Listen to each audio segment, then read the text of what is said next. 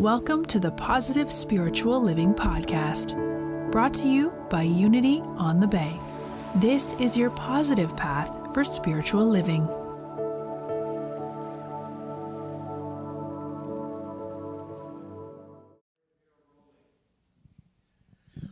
What a beautiful song, how magnificently it was sung, and how true those words are, dear friends. Help is on the way, not only in a moment like this, or the moments that we've been sharing of late, but always and forever. God is our present help. And Chris, before I continue, I got to say, great outfit. Thank you, and I'd like to just echo that compliment right back to you, Reverend Juan. I mentioned to Faye, or Dale earlier this morning, this is just our dad uniform. So, so I'm really excited about what we're doing today. We asked the congregation, we asked you to send in questions that you would like for Chris and I to answer. Now, we called it Stump the Minister. I'm hoping that it's not so much stumping, but just inquiring of the ministers today. But we're really grateful. We were only able to choose a few of them because of time, but Chris and I are going to make sure that we get to respond to each of you that's sent in a question in another form.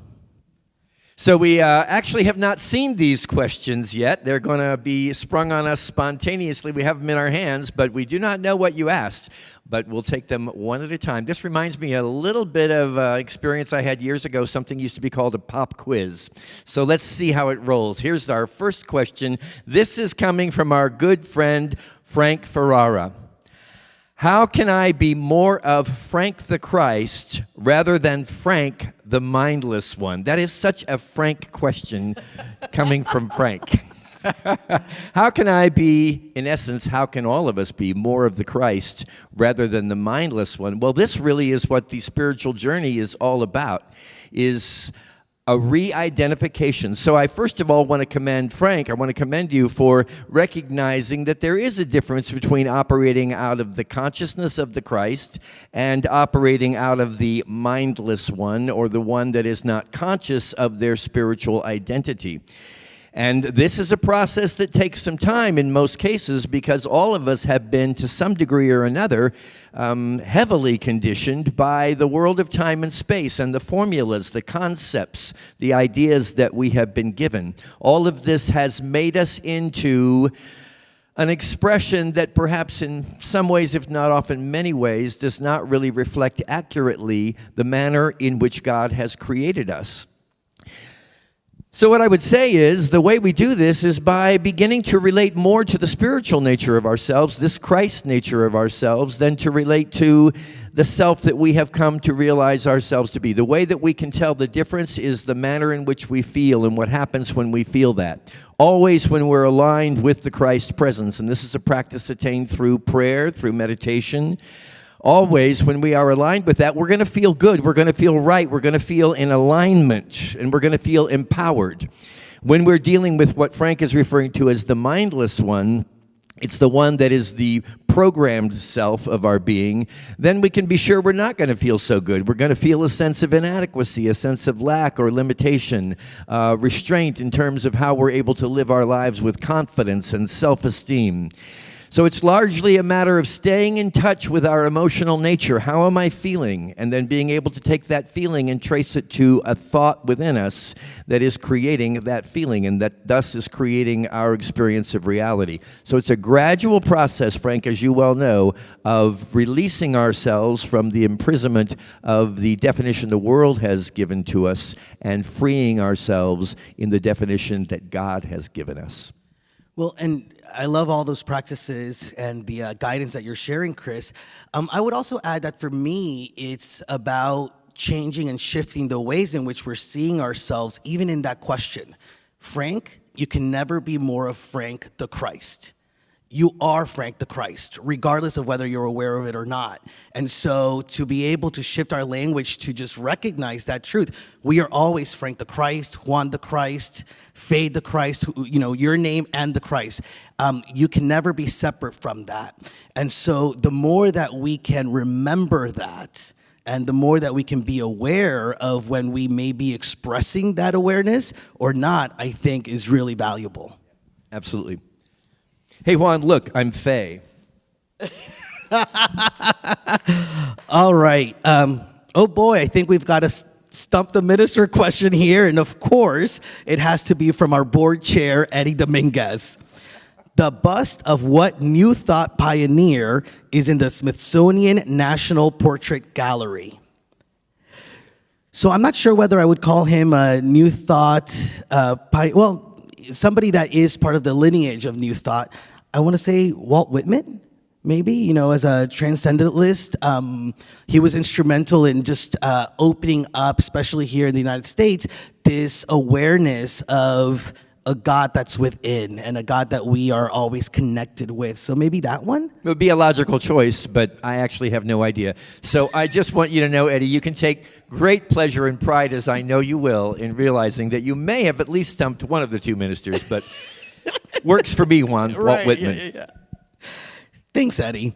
I'm going to just take the next one then, just to see if I can redeem myself here. And oh boy, it's from Romulus. Is Jesus ever coming back to save us all?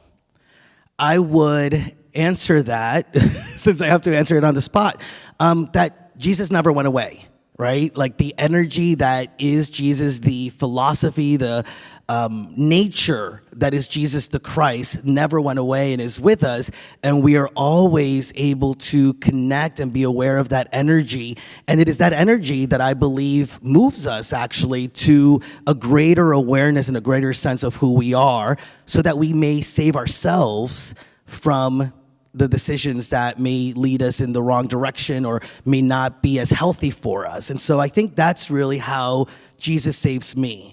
And I love that Charles and Myrtle Fillmore, they were, I remember reading that Charles Fillmore would talk about, if you're ever stumped or if you're ever looking for a way to figure out something to do, to pray to Jesus, to that energy that Jesus was, and just ask that Jesus, as that wisdom, showed up to guide us and to lead us.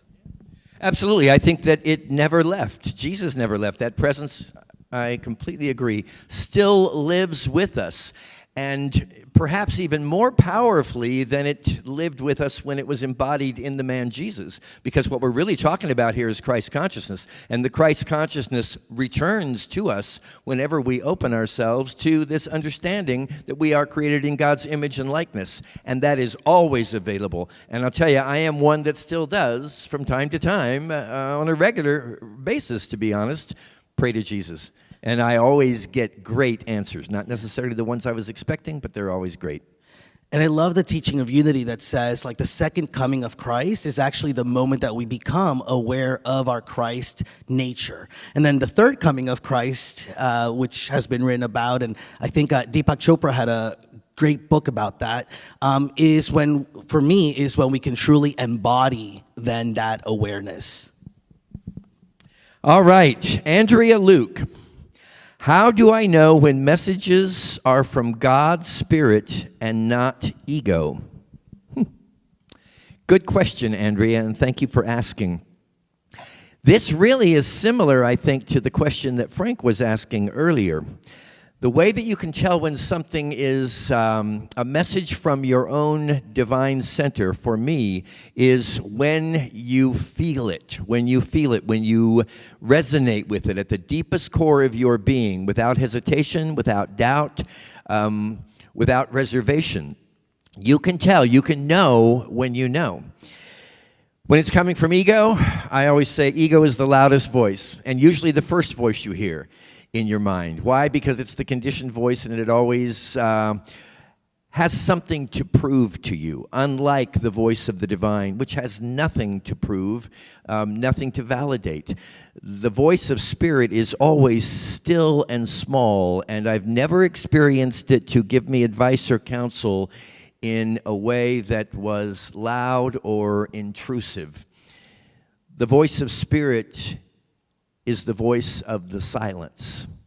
And so when you go beyond, through prayer, through meditation, when you go beyond this world of words, you receive what I love, the term that Joel Goldsmith, the great American metaphysician and mystic, said, you receive an impartation, and this doesn't necessarily come, in fact, it seldom comes through words. It comes through just an intuitive hit that says, that's the answer. And it's so still, it's so quiet, it's so easy that it never takes an effort on your part to be able to embrace it.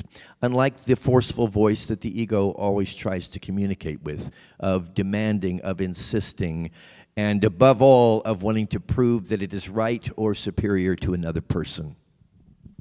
I love that, and I don't necessarily, I haven't read The Course in Miracles, the full book, but I've gotten the, the Reader's Digest version of it, and that it can be summarized in the question of, is this coming from love or is this coming from fear, right? And the choice between those two. And so for me, I think when I'm in the question, I am reminded, I think it was Edwin Gaines who came many, many years ago when I first came to Unity and just said, sometimes it's just as easy as putting your hand on your heart and asking yourself that question. So, for example, if I'm receiving some or I have some guidance and I want to do something, putting my hand on my heart and just taking a deep breath and asking myself, is this coming from love? Is this coming from fear? And just feel into your heart which one felt true, and then go with that. All right. Well, you guys really did want to stump us ministers here. So Ruiz Monroy sent this one in as, what is the purpose of this pandemic? So I think a lot of us have been in that question, right? Like, why is this happening? What are the reasons why we're having to deal or move through this individually and collectively? I personally would ask, what does it mean to you? And not why did it happen, but what is the meaning that I can give to my life in this moment as I'm moving through this? Like, what is the added meaning that it can give to my life? I know that I don't know if I can explain why the pandemic actually happened, but I can explain how the ways in which I'm relating to it has added meaning to my life. Meaning I've personally had to take a step back, become more still, pause, be at home more with my family and connect with my family in those ways, figure out more ways of connecting with our community.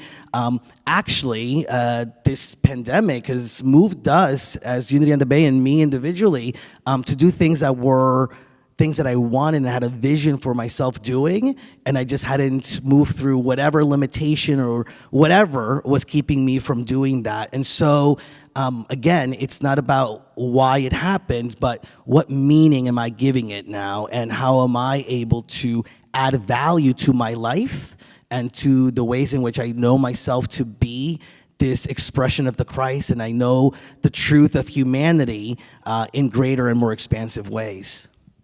I love working with this guy and that incredible genius that indwells you, because I couldn't have said it better. But being who I am, I'll give it a stab. You'll try. Because I think it's true not only of the pandemic, but of everything. Personally, I believe this world experience is neutral in nature, and that we're the ones that are always projecting the meaning out onto everything. And it's important to realize that, I think. There's not necessarily a predetermined meaning or purpose for anything. And we, as individualized creators made in the image and likeness of Creator God, are given the charge to decide, what does this mean for me? So I'm in complete accord with that. What does this mean for me? And then in the meaning that I have prescribed to it, what are the actions I can take to help me and my world become better, more refined, and continue in our evolutionary process of becoming more and more and more? So that's the real question to me. What does it mean to you? What does it mean to me? And then each of us taking that individual meaning and bringing it into a collective whole that moves humanity forward. You didn't say it better. It was just... No. It was equal. It was equal. Isn't it great to be egoless? I'm always the expression of the Christ. I may not necessarily have been aware of it in that moment. Well, we're in alignment on that point too, as you well know of me. I think you have the next question, Chris. Okay, here we go. This is from D. Tucci. Does everyone have the opportunity to go to heaven, or only Catholics, Christians? Wow. I love that question, and I will refrain from being judgmental about any religion or religiosity that's on the face of the planet. In Unity, we don't believe that heaven is an experience that is confined to one group or another. We believe that heaven is a state of consciousness. It's a state of consciousness that is achieved when we align ourselves with the divinity within us. And every individual on the face of this planet has the opportunity to establish that state of consciousness within them, and then to live in it and to live from it. And this is one of the things I love the most. I could actually preach all morning on this, but I won't.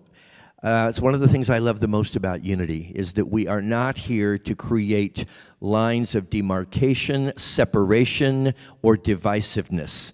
We believe that every individual, regardless of their religious inclination, every individual is made equally in the heart of God and has the ability to experience heaven or hell, depending on the content of their consciousness, depending on the thoughts, the feelings that are permeating their mind and heart, and how they interpret the experiences that happen to you. And I'm grateful for that aspect, deeply grateful for that aspect of the Unity way of life. All people created in the image and the likeness of God. All people ultimately destined for heaven.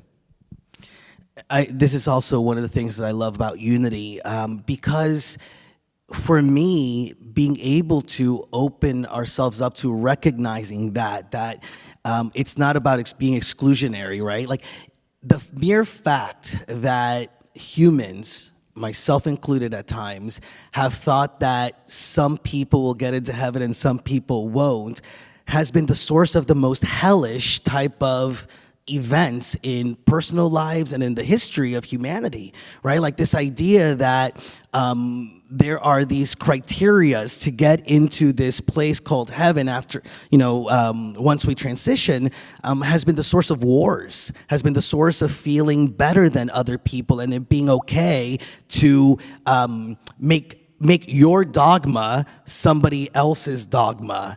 And even in my own personal life, this idea of what I have to do in order to get to heaven has created stress, anxiety, has created guilt and shame, which to me is hell on earth. And so the moment that we can free ourselves from this idea that there's something that we have to do in order to get into the pearly gates, or through the pearly gates, is the moment that then I can start to recognize the ways in which I can live heaven here and now, by letting go of that guilt, the shame, by letting go of feeling better than somebody else, or being in competition with other people to see who gets in, right? Like, it's so freeing, actually, to be able to have the idea that more importantly than where we go after we transition is how are we living in this life, from a place of heaven or from a place of hell.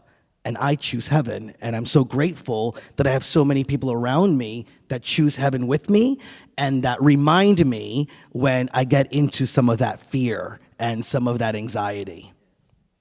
You think about it, it's kind of the perfect setup for control. And that is that you need to play by these rules. And if you don't play by these rules, there's going to be consequences. However, you will not be able to experience those consequences until you're out of the game in another dimension that you cannot predict, that you cannot understand. So it's really like the ultimate fear and control tool, and one that I would like to stay as far away from as possible. And I think that's the evolution of spirituality and religion, because even some of these faith communities that I've been a part of, or faith traditions, are already expanding their definition of who gets in and who doesn't. I trust that eventually we'll get to the place of what we believe, which is all of us have the ability to live heaven here and now. So with that, I hope we've done your questions some justice. As do I. And again, if you did submit a question, we appreciate it, and we're going to respond to all of them in one way or another. But thank you for participating in this. I'm really grateful. Actually, it was Reverend Juan that came up with this idea, bringing it back, I think, from an experience at Unity Village. And it was really the perfect timing for this, because we've been looking for ways that we could more completely engage our community in the Sunday morning experience. So thank you so much for being the fuel that fostered our conversation this morning, and it's been a real joy.